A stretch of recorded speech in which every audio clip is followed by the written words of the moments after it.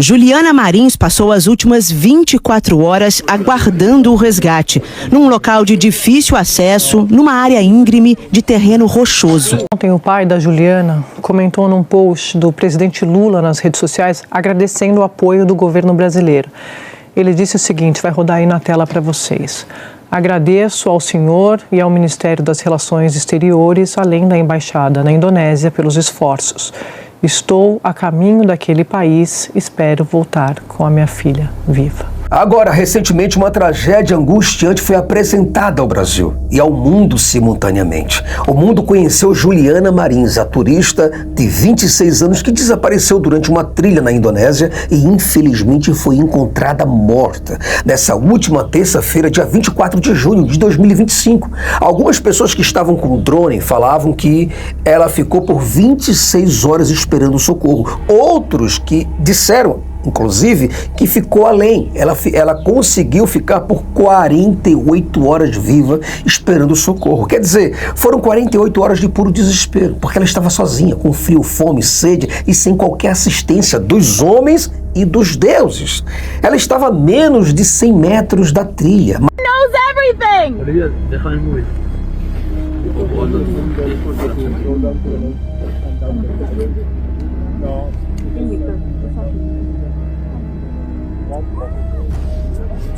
We're here with you!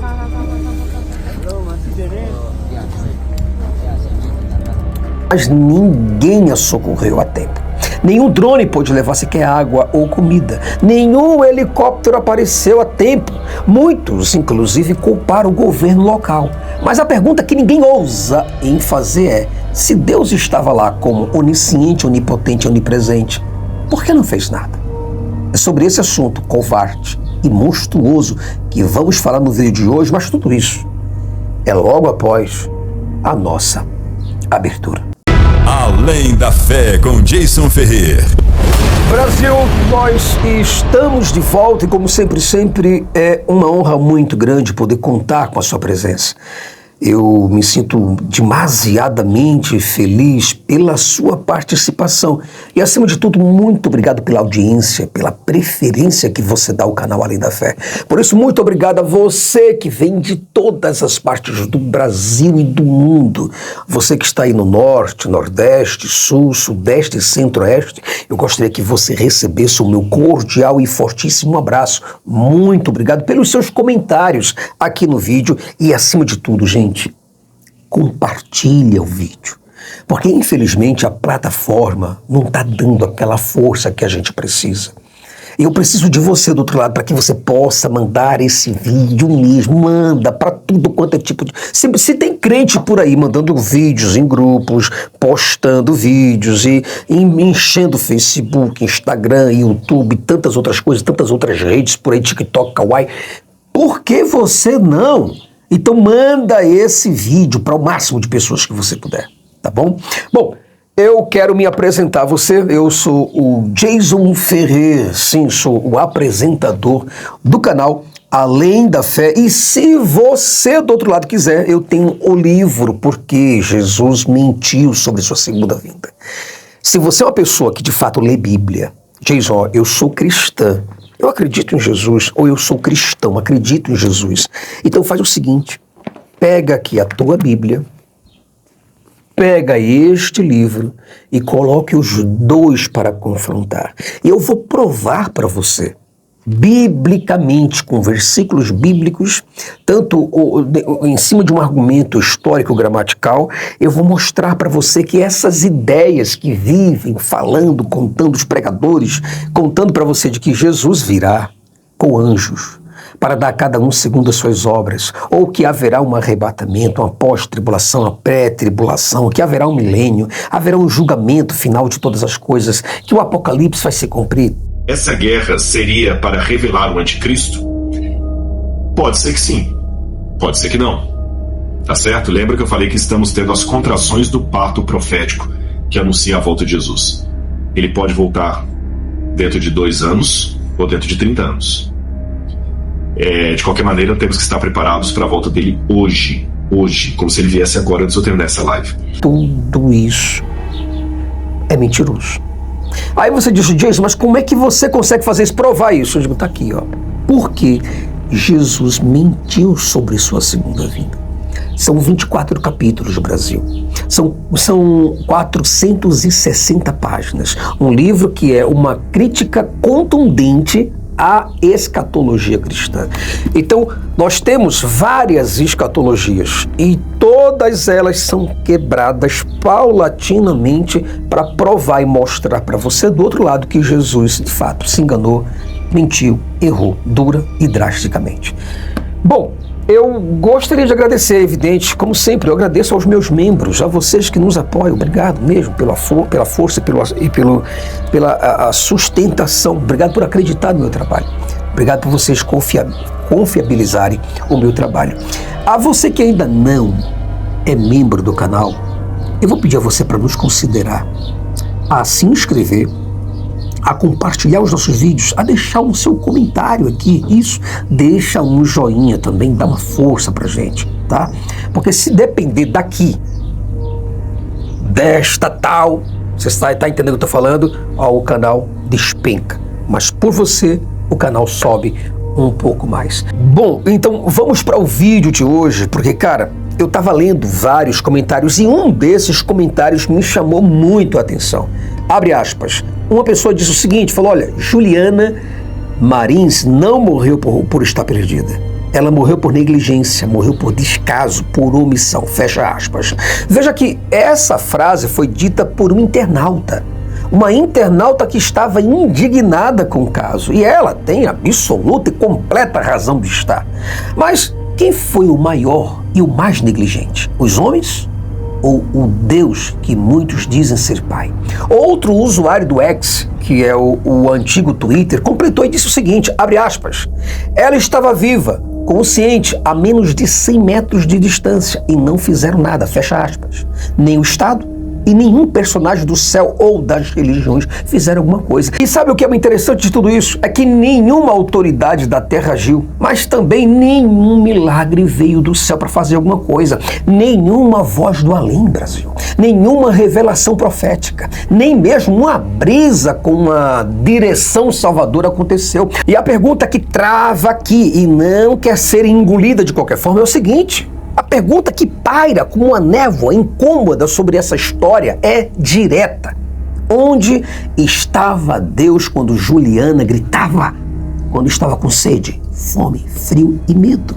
Sabe o que é interessante de tudo isso, cara? São as respostas dos teólogos. Muitos e muitos teólogos, como este daqui, o William Lane Craig. Talvez ele tentasse nos consolar com os seus clássicos malabarismos metafísicos, como neste livro aqui, que ele disse que Deus permite o sofrimento por razões que vão além do nosso entendimento humano. Quer dizer, sim, é claro, porque uma mulher agonizando por 2 dias é parte de um plano misterioso e divino.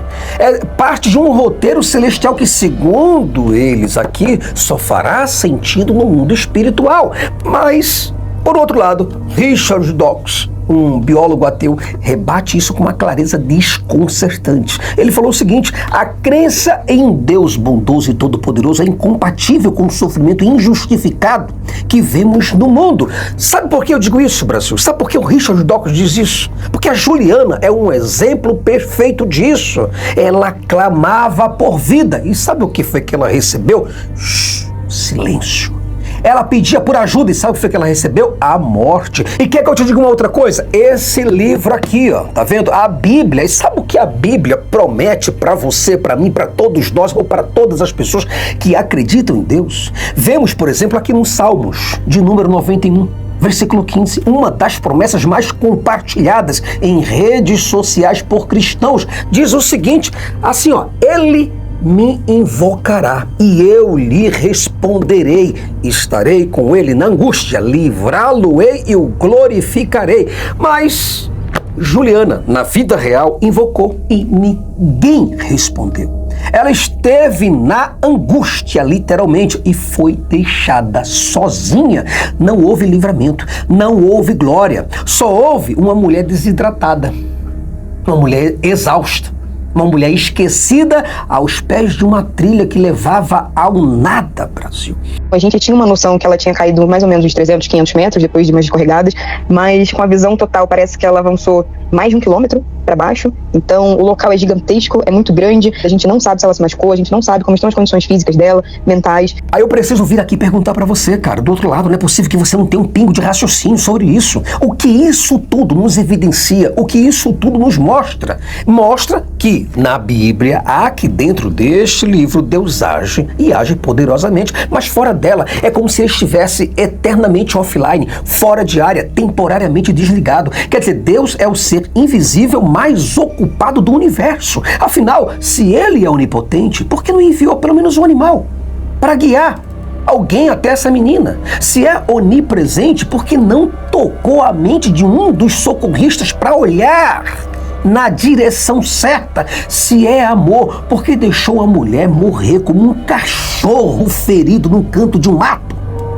Tá, fala pra mim, cara. Meu Deus, é um sinal. Tem que existir. Ajuda, por favor. Depois do universo, além da nossa dimensão. Será que ele estava ocupado demais? Será que Deus estava nessas igrejas por aí vendo os cultos ou abençoando um jogador de futebol? Será que ele estava fazendo isso? Ou talvez conferindo se um pastor estava ou não depositando os seus dízimos por mês? Veja que a morte de Juliana não foi apenas uma tragédia, foi um ataque direto ao coração das promessas religiosas. Porque ou Deus não quis ajudar e é cruel, ou não pode, coitado de Deus. Logo, não pode nem ser considerado de Deus. E eu vou te dar um dado muito impressionante. Veja que o Brasil todo orando por essa menina, o mundo orando por essa menina em diversas línguas. Até mesmo o pai dela orou, clamou, bateu, buscou, pediu e implorou a Deus para socorrer a filha dele. Mas sabe o que ocorreu? Uma coisinha chamada NADA. Nada ocorreu. E quantas Julianas morrem todos os dias esperando a ajuda do céu? Fala pra mim. Quantos pobres agonizam por falta de comida, remédio, justiça, enquanto os púlpitos seguem lotados, os cofres das igrejas cheios? Por favor, Brasil. A religião ensina o seguinte: confie em Deus e o mais ele fará. Mas se Deus existe, esse Deus não confiou nela. Observe, veja que Deus viu a menina cair. Ele ouviu a menina gritar. Ele viu a menina definhar e não fez absolutamente nada por 48 horas. Foram 48 horas, que equivale a 2 dias. São 2.880 minutos. São 172.800 segundos. Agora vamos fatiar isso ainda mais e dividir essas frações. Veja bem, estamos falando de 2 dias para Deus. São 96 vezes 30 minutos. São 2.280 minutos. São 365.600 frações de meio segundo. São 1.728.000 décimos de segundos. Não é possível, Brasil, que em pleno século XXI ainda tenhamos educação nas escolas infantis, de ensino médio e por ali se vai, pessoas acreditando plenamente em teólogos como esse, acreditando em sacerdotes, acreditando em pastores, padres, acreditando em debatedores. Debatedores de que eu não sei? São advogados que dizem que Deus tem os seus planos. Por favor, será que nós ainda vamos acreditar em plena robótica, num livro antigo da Era do Bronze, que diz que Deus vai defender você e que Ele te cobrirá, que você pode clamar, que Ele vai te atender? Se tudo isso é mentiroso, cara, tá na tua cara. Na tua cara. Veja que foram durante 2 dias inteiros, enquanto Juliana estava lá chorando, estava desidratada. Ela se desidratava a cada hora e tremia de frio e implorava por Deus. E qual foi o que ela teve? Nada. O Deus Todo-Poderoso apenas observava essa menina e nada aconteceu. Deus teve 2.880 minutos para mover alguém e não fez nada. Ele teve 172.800 oportunidades de agir a cada segundo. Ele teve 1.700.000 décimos de segundo para intervir e não moveu uma palha, uma folha. Aí eu pergunto para você, como é que você do outro lado acredita num Deus desse? Confia num Deus desse, louva um Deus desse, adora um Deus desse e ainda entrega dinheiro para os pregadores, os evangelistas levarem a mensagem mentirosa desse Deus por aí afora, cara. Como é que você acredita nisso? Se ele, Deus aqui, não precisaria de mais do que um estalo de dedo. Ele não precisaria de mais de um sopro, um toque na mente de um socorrista, um movimento de um animal selvagem para salvar a vida daquela pessoa. Mas sabe o que foi que Deus preferiu diante de todas as nações, diante de todos os públicos? Ele preferiu agir de uma só maneira: o silêncio. Brasil, nós chegamos ao fim de mais um vídeo e eu espero muito de todo meu coração que você do outro lado, cara, preste atenção nessa vida. Não troca a realidade por uma fantasia, não surta. Entenda, a realidade está mostrando para você que não tem Deus para te ouvir. É você e você mesmo. Todos os dias pessoas são levadas para a morte e não tem Deus nenhum para te ajudar. Talvez esse seja o momento oportuno para você do outro lado que me vê, que me ouve neste exato momento, admitir o seguinte, cara: a fé não salva. A fé apenas cala você. Ela ensina as pessoas a sofrerem sem reclamar, a morrer sem entender, a aceitar a injustiça como esperança. E sabe quem é que te fala essas coisas? Esses milionários aqui, apenas debatendo sobre Deus, que Deus é isso e Deus é aquilo. Juliana Marins morreu abandonada. Mas a pergunta mais profunda é: quantas ou quantos ainda vivem esperando um Deus que nunca aparece? E do que isso adianta? Em nome del Padre, del Figlio e dello Spirito Santo. A pace sia com voi. É nesse momento que você precisa observar que a religião é rápida demais em prometer.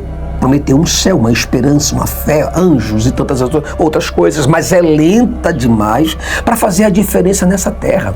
Veja que teólogos vão continuar tentando justificar as coisas. Crentes vão continuar dizendo que Deus está vendo tudo. Ela está com Deus. Olha a resposta de um crente. Mas a realidade grita mais alto que os sermões. Ela queria viver, ela não teve chance. Ela não queria ir para o céu, não, querido. Deus, se existe, foi cúmplice do abandono. E se não existe, então é hora, meu irmão, de nós pararmos de culpar o invisível e responsabilizar os reais causadores do sofrimento, como a negligência humana, o fanatismo religioso e a fé cega que paralisa ações. Então, quer dizer, a Juliana morreu, mas a sua morte expõe, inclusive, uma verdade que já estava clara, muito clara. O céu nunca nos escuta e talvez nunca tenha nos ouvido em canto nenhum e em momento algum. Então, chega o momento que você do outro lado, cara, precisa parar para pensar. E este livro aqui, olha, será um livro poderoso para te ajudar a se libertar de tudo isso. Porque no dia quando você descobrir, ver, provar que Jesus de fato mentiu, a tua visão vai se transformar drasticamente. Forte abraço e eu espero você num próximo vídeo. Até lá. E se eu te disser que eu consigo provar que a religião cristã é uma fraude e que Jesus mentiu duramente e descaradamente para os seus discípulos sobre o seu segundo retorno, sobre a sua segunda vinda, o que você pensaria? O que você me diria? Neste livro, Por que Jesus mentiu sobre a sua segunda vinda, uma crítica contundente à escatologia cristã, neste livro eu desafio você a desmascarar a maior mentira da história, a volta de Jesus. Mas é claro que eu preciso perguntar para você do outro lado, será que você está preparado para enfrentar a verdade que sua fé não quer admitir? Por que, na verdade, Jesus não retornou até agora? Descubra o segredo escondido por séculos neste livro. O que a Bíblia esconde sobre a segunda vinda de Jesus? Agora, neste livro, você está prestes a descobrir a verdade chocante. Talvez você até me pergunte, Jason, mas será que de fato e de verdade Jesus mentiu sobre a sua segunda vinda? Neste livro eu provo bíblica e escatologicamente que sim. Prepare-se para uma revelação que simplesmente vai abalar a sua fé. Este livro é e será o seu guia contra essa farsa. Faz o seguinte, venha e adquira o seu agora mesmo.